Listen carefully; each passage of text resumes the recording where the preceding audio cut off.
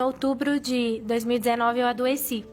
E foi muito, assim, assustador, porque foi do nada. E quando eu fui tomar banho, eu tirei a roupa e eu assustei, porque eu tava cheia de hematomas. Parecia que eu tinha sido atropelada.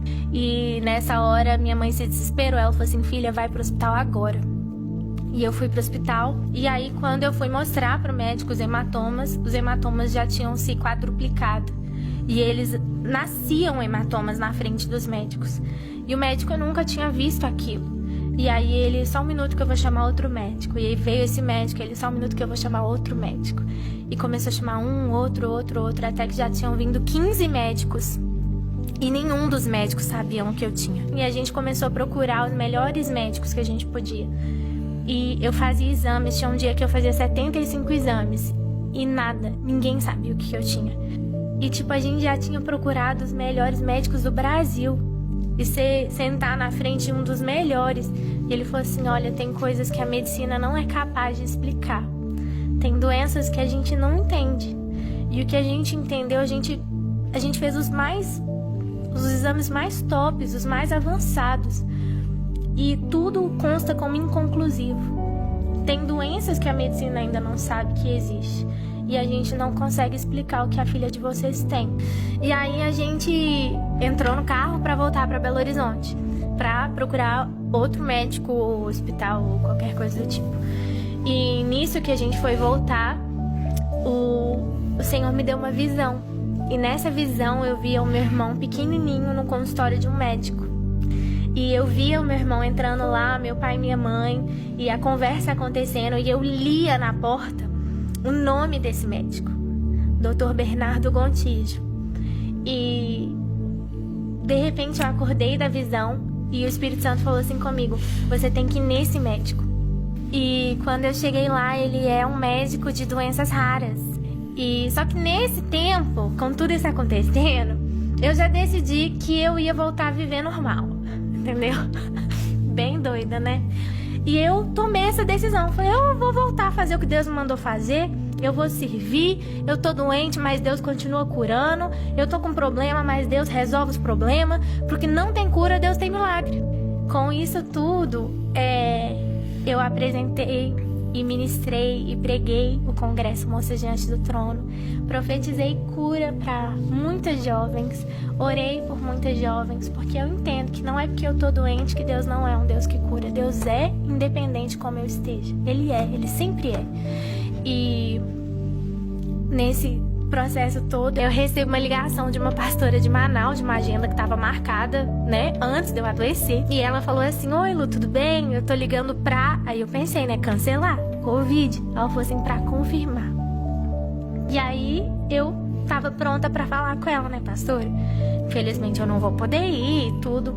E aí quando eu fui falar com ela, o Espírito Santo falou assim comigo, você vai. E quando eu cheguei, essa é a parte mais linda. Quando eu cheguei, tinha uma salinha, sala pastoral, assim, né? O pessoal chama de sala VIP, mas eu não gosto desse termo. Aí tinha a sala ali e quando eu entrei, tinha um cara tomando soro na veia. O que eu achei que era soro na veia. E uma enfermeira. E eu falei assim, o senhor passou mal? E esse cara virou e falou assim, não, eu não passei mal, não. Eu tô fazendo minha última sessão de quimioterapia. Falei, quê? Ele falou assim, eu não quis deixar de vir. E eu tenho um câncer terminal. Eu tenho um câncer de 11 centímetros. E eu vim pra cá e eu tô fazendo minha última sessão de químio. E quando ele falou isso, eu esqueci que eu tava doente.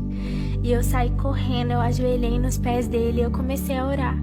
E eu orava e eu falava, Senhor, cura a vida desse homem, Deus, cura a vida desse homem. O Senhor morreu na cruz pelas nossas dores e enfermidades também, Senhor, cura a vida dele. E eu orava por ele e de repente a pastora encostou em mim e ela falou assim, Lu, sua banda já tá lá em cima, os meninos já estão tocando. Eu saí correndo, eu falei assim, você tá curado, você crê? Aí ele, amém. E eu saí correndo e fui ministrar. E quase 99,9% dos congressos eu faço o louvor e a pregação, mas nesse era só o louvor. E aí eu falei assim, eu ministrei, foi um poder, assim, poucas vezes eu senti esse poder do Senhor nessa ministração. Eu acho que literalmente, né, era entre vida e morte ali. E quando terminou a minha ministração, eles falam, com vocês o pastor da noite. E entra o cara. ele vira e fala assim, ó, tem 11 anos que eu luto contra o câncer e eu já tô no estágio terminal, mas enquanto eu viver eu vou fazer o que Deus me chamou pra fazer. E ele começou a pregar e eu lembro que eu falei, nossa, 11 anos que as pessoas oram por ele, quem sou eu? E saímos de lá, eu voltei, né, pro lugar onde eu tava e quando eu fui tomar banho, assim como no começo desse testemunho, eu tirei a roupa e eu não tinha mais nenhum hematoma. Enquanto eu orava para que outra pessoa fosse curada, Deus me curou. E o mais lindo, pastor, é que quando eu voltei, eu liguei pro meu médico, eu falei assim, doutor, eu fui curada. E ele falou assim, olha, não tem como, você tá tomando seus antidepressivos? Ele tinha me dado pra eu entender a situação. Eu falei, não tô, porque eu não tô precisando disso. Eu falei assim, eu fui curada. Ele falou, não tem jeito de você ter sido curada, isso é uma doença que não tem cura. Eu falei, quando eu voltar, você vai me ver, eu fui curada. E quando eu voltei, ele e os 15 médicos atestaram que eu fui a primeira pessoa a ser curada dessa doença.